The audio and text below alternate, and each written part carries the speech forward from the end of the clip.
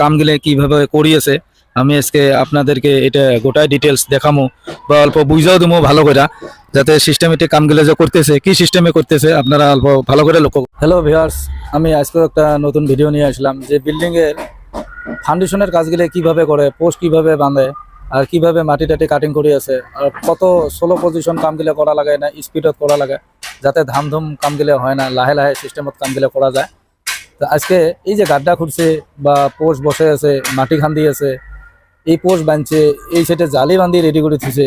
তো এই ধরনের কাম গেলে অল্প জায়গাত বা অল্প মানুষ দিয়ে কিভাবে শর্টকাটে করা যায়, মই এই জিনিসগুলো আজকে আপনাদেরকে ভালো করে বুঝিয়ে দেবো। যদি ভিডিওটা ভালো লাগে লাইক করবা, শেয়ার করবা বেশি বেশি, যাতে অন্যরাও দেখতে পারে। আর কেউ যদি নতুন চ্যানেলে এসে থাকেন চ্যানেলটা সাবস্ক্রাইব করে নেবা, কারণ রোজ একটা করে ভিডিও আমি দিয়ে থাকি। আর কিবা যদি আমার খবর আছে আপনারা কমেন্ট করে করতে পারো, অসুবিধা নাই। বা আমার ডিসক্রিপশনে যা ওখানে মোবাইল নম্বর দেওয়া আছে, আপনারা কন্ট্যাক্ট করতে পারো, অসুবিধা কোনো নাই। আর যদি কি ভিডিও লাগে আপনারা কমেন্টের মাধ্যমে জানাইলেও আমি ওইভাবে ভিডিও বানিয়ে দেবো। আর যেগুলো আমি বিল্ডিংয়ের কাজ কইরা থাকি, এই কাজগুলো বহুত মানুষ বিল্ডিং করতেছে, কিন্তু কাজগুলো অল্প দেখে শুনে ভালো করে রাখার দরকার।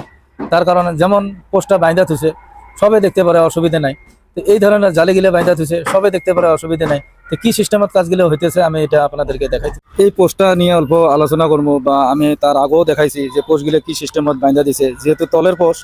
তো এই ধরনের পোস্টগুলো এটা সাধারণত মানে এভারেজ গ্যাপ দিয়ে বাঁধা লাগে, যেটা নাকি যেহেতু এটা টাটা রড, টাটা টিসকন, এটার কোনো অসুবিধে নাই। যার ধরনে এটার গ্যাপ যদি 4 ইঞ্চির জায়গা অল্পটুক, মানে এটা যদি 4 ইঞ্চি সেন্টার করেন, এটা গ্যাপটা কিন্তু 3.5 ইঞ্চি হবে। তার মানে এটা ফুল সাইজ। এটা যদি 4.5 ইঞ্চি থাকে, মানে এটা 4 ইঞ্চি গ্যাপ, একদম 100% শিওর। তো এই ধরনের কাজগুলো মানুষ সাধারণত কয় টাটা রডের দাম বেশি, কিন্তু কামও ভাল।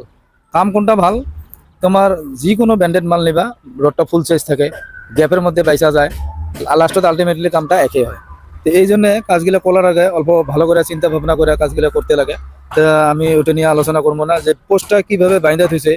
আর যেটা এই বরফি রিং বলি কয়, এই বরফি রিংটি 2টা বাদ বাদ দেওয়া গেছে। এই পোস্টের মধ্যে 8টা রড দেওয়া আছে, যার ধরনের এই বরফি রিংটা দেওয়া গেছে। তো যে জায়গায় 10টা রড থাকে, ওই জায়গার বরফি রিংটা অল্প আলাদা হয়।